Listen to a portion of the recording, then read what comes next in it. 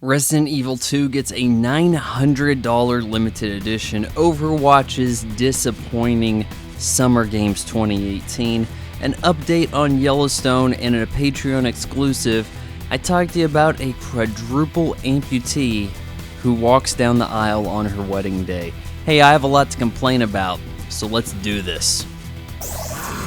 The recently canceled podcast with Von Fry. Hey, how goes it? Welcome to episode 24. Yeah, Jack Bauer of the recently canceled podcast. Hope you guys are doing okay. Kind of shoving this out a little early in the weekend as I'm recording this here because I've got some company coming by. Got a cousin heading up to go to college, so she is coming along with her parents, my aunt and uncle, and we're all going to go see Jay Leno live in concert is the way this is billed. Live in concert. Is he going to be singing? I think he's supposed to be doing some stand-up. But he's coming to the local State Ryan Casino, and, this is my chance to see a guy worth over $300 million, so that's could be kind of interesting.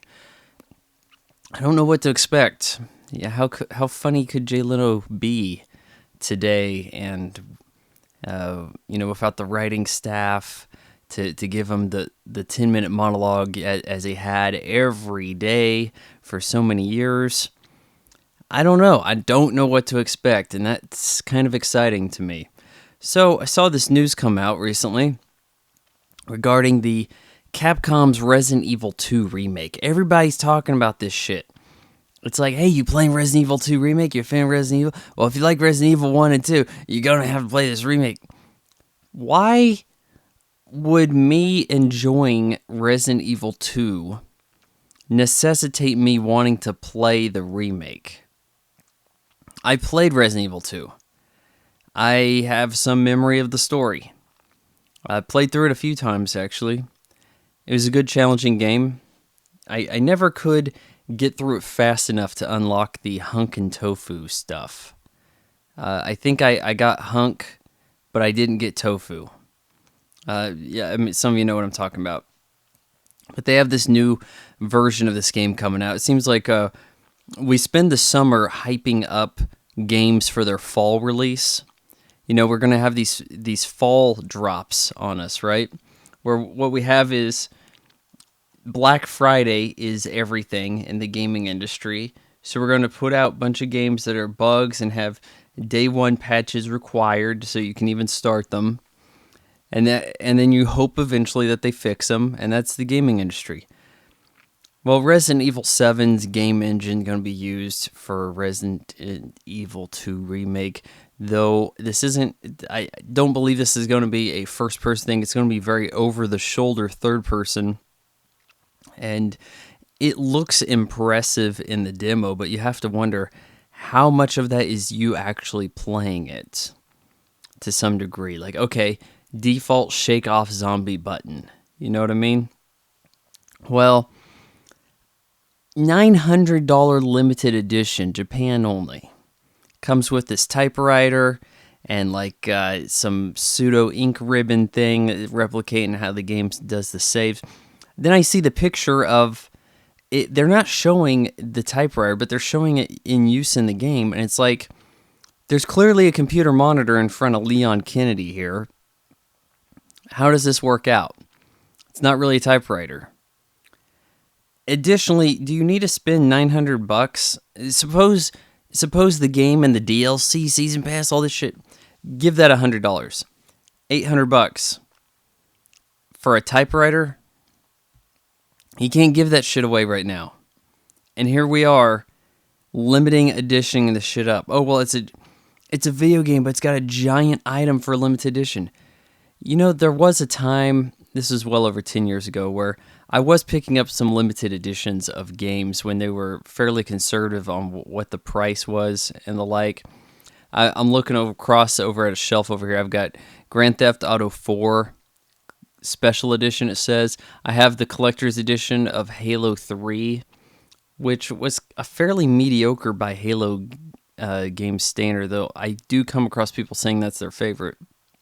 But I have the giant Master Chief helmet. I think you've seen that in a few videos and whatever. It kind of makes for decent decor. At least it was an item that was, it's not something that you put together after the fact. It was there with it. I suppose I could part ways with it, as it's not like in-game worn. There's not any real stuff from the game out there. It's not like you could actually get Marty McFly's hoverboard, right? Or you can get a clone of it, but you can't actually get Master Chief's helmet. Oh, hey, it's the one he used in Halo 3. It's terrible that Capcom's doing this. I realize that there's like a cheaper, what is it, like $600 version that gets you the typewriter too? Ridiculous, guys. Ridiculous. How bad are things for the gaming industry, at least for the AAAs out there, huh? Where they have games with that used to be big named games, but now they're falling the wayside to the Fortnite, the Call of Duty. Red Dead Redemption 2 is looking like it's going to be this year's Grand Theft Auto. It looks like it's going to be a big winner. You have Resident Evil, though, a franchise that has soured people in many ways. Not entirely like Tony Hawk Pro Skater, where now Tony Hawk Pro Skater would be hoping to break even and somewhat obscure. Resident Evil knows that it doesn't have the huge base that it can attract the most money from, right? It's not going to be like getting the $1 billion. So, hey, we're all going to get rich making this game. So what do we got to do? We have to take advantage of the fans. Hey, you really like that Resident Evil 2? Well, prove it. $900. You want to get that Japanese one? Yeah, you need to have it shipped over to America too. Yeah, good luck with that. You have to prove your fandom now with dollars. Everybody wants the geek dollar because geeks can't control themselves. They have to put some shit on the shelf so that they can prove to the fandom how hard up they are for this shit. Watch this video. You're watching this on YouTube, black screen. Now you have other people making videos about this stuff. What's in the background? Funko Pops, reproduction comics that are fairly modern, and stupid-ass statues. Oh, but it's hand-painted. Sideshow collectible. Hot toys. Fake shit. Let's keep it real. There was a time when being a gamer didn't mean you had to wear a gamer t-shirt. It really did. Now, I do play some games, and one of them I play is Overwatch, and Blizzard, pretty disappointed in your Summer Games 2018 event. Summer Games was the first event for Overwatch, so that was 2 years ago. They introduced this thing called Lucio Ball, where you play as this guy, Lucio. He's the short little black guy who is a DJ, and he can kick around this giant soccer ball, and you try to score it in a 3v3 style game. People are calling it like Rocket League Light. Okay, I got you. Well, the next year, they introduced Copa Lucio Ball. So now it's a ranked Lucio Ball format. And I did okay, like mid-diamond. You have to get like GM in it to get top 500. And in this case, you were largely restricted who you could play with based on their competitive MMR, SR shit.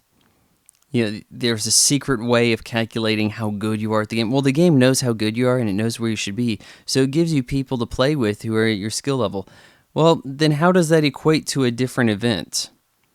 Running around shooting people, moving a payload, capturing objective, getting kills, being a good teammate in that regard is totally different than how well can you line up shots to kick a soccer ball. So it restricted me on who I was allowed to play with greatly, because last I played competitive in Overwatch, I was Masters. Unplaced this season because I'm tired of losing my hair over this shit and other people throwing games. So I had a guy on my team, we were both good scorers, but we couldn't pick up a goalie, every decent goalie we'd come across, even if they were random in a game, dropped in as the third man in our Copa Lucio Ball game, then I would not be allowed to pair up with them. We'd be like, hey, we just won 10-0. Let's group up. The group up option exists, and he agrees to group up. Then we try to queue up for another game. It says, sorry, skill level too far apart. Skill level too far apart in Lucio Ball, people. Blizzard, get your shit together. I am tired of you guys not knowing what you're doing. Why am I expected to continue playing a game where you're this clueless? You actually give us the option to group up, and then you will find a way to say that we can't. Here's an idea. How about the group up option shouldn't exist if you can't actually group up together? Ta-da! Oh wait, I'm sorry. I'm from Kansas. We're not allowed to make video games. You didn't add anything new to Lucio Ball. We had Lucio Ball 2016, Copa Lucio Ball 2017. You added a new arena, which plays exactly the same. All the jump pads are in the same spot, so what's the difference in having these arenas? What is the goddamn difference? It's not like there's even a home crowd advantage like this is the NBA or some shit. Hell, MLB, at least the stadiums are shaped differently. There's a little bit of a challenge there. You could give us something like that, right? Shouldn't there be something new to the game in 2018? Well, you added some skins. Okay, so Reinhardt looks like a football player. Winston, baseball thing, not so bad. I don't care enough to really go out of my way for this stuff. I really don't. I don't see you guys making progress here. You introduced Wrecking Ball, who I think is cool. Why couldn't we have like a Wrecking Ball ball maze race? You know, why couldn't we have something new for an event? This feels to me like a game on maintenance mode. You are like, look, we've got a few people who are still playing this. Let's offer up some new stuff, try to get them to buy those loot boxes before that becomes illegal in the United States. You know, we got to make our money. Maintenance. That's what this looks like to me. I want to talk to you a little bit about Yellowstone. And I know I said it sucks early on, but I've been keeping up with it. It's maybe a little more mediocre. Because anything goes, you can be kind of surprised. It's like, look, there's going to be a shitload of F-bombs. Everybody gets a cuss. Kelly Riley gets to show her boobs. Hey, I'm an emotional train wreck. I look like I have a stroke in my face, and I'm just gonna go strip off and have a little bath, quasi-protest bath in where they feed the cattle or some shit. It's weird. This is growing on me slightly. I'm still having trouble remembering the names of the characters. I'm just kind of like, oh, hey, it's Cole Hauser, Kevin Costner, whatever. But it's Sopranos with cows. Now, I was never up on Sopranos, but I'm just telling you, that's what this is. It's Sopranos with cows. Yeah, you're dealing with this guy who is like the criminal father. Yeah, there's not a lot of crime element, though. I mean, he's got this cattle ranch. I guess everybody's a billionaire or some shit, but people are trying to buy his property. But the thing that makes it more interesting, really, is this branding thing going on that it was confusing initially, but now that they've opened this up more, the ranch hands, the cowboys, some of them are convicts, or, well, ex-cons. And when they get brought in, they get branded. And so these branded guys have almost like this subset gang. It's making this weird, seedy underworld thing of cows. And you didn't really get that early on as much as you do now, where they even have people getting murdered. It's like, look, one guy tried to fight a guy that was branded. They're like, okay, yeah, we got to fire him. Yeah, I think, we would take him to the bus stop, but maybe you should take him to the train station. Yeah, I see what you mean. Drive the guy out, and it's like, hey, we're taking him to the train station. Oh, really? Hey, there's no trains here. What are you talking about? Shoots him, drops him off the side of the mountain. Bam. There you go. Throws the stuff down there. This is a weird, area where everybody you're rooting against. So I don't know how inclined most people are going to be, because there aren't any characters here that you really feel particularly good about. You got this good son who's running for state something commissioner out. It looked almost like a governor race type thing, but he's probably the most level-headed. You have a bunch of people into weird seedy shit and totally unlikable. You got one guy who has to shoot somebody every other episode. He has a super hot wife, played by a half Chinese gal who here is going as Native American, but I'm actually okay with that. She gets a head injury from boys in a school fight. Shoot. And then they have this element where it's danger of the week. Now we have a bear encounter. Now we have you shouldn't fall in the water, it's cold. There's a snake. What do we have? What's left is there, right? Somebody's going to get attacked by a mountain lion. Someone's going to have a run-in with moose. I'm just throwing these scenarios out there. It's some kind of weird danger of the week thing. But it's okay, but it's fairly exciting for a summer series. Typically, these summer series things are so easily brushed off, and the Kevin Costner star power does go somewhere.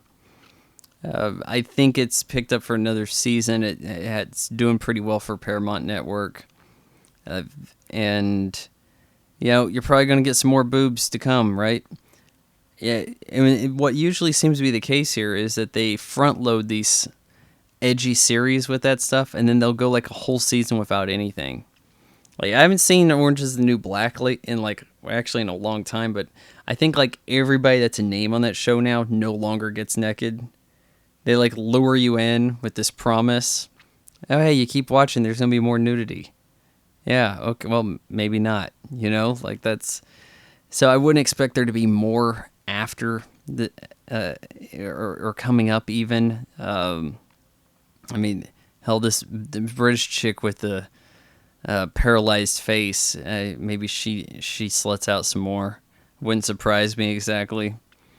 But, that's the state of the game, Everybody's vying for these views here.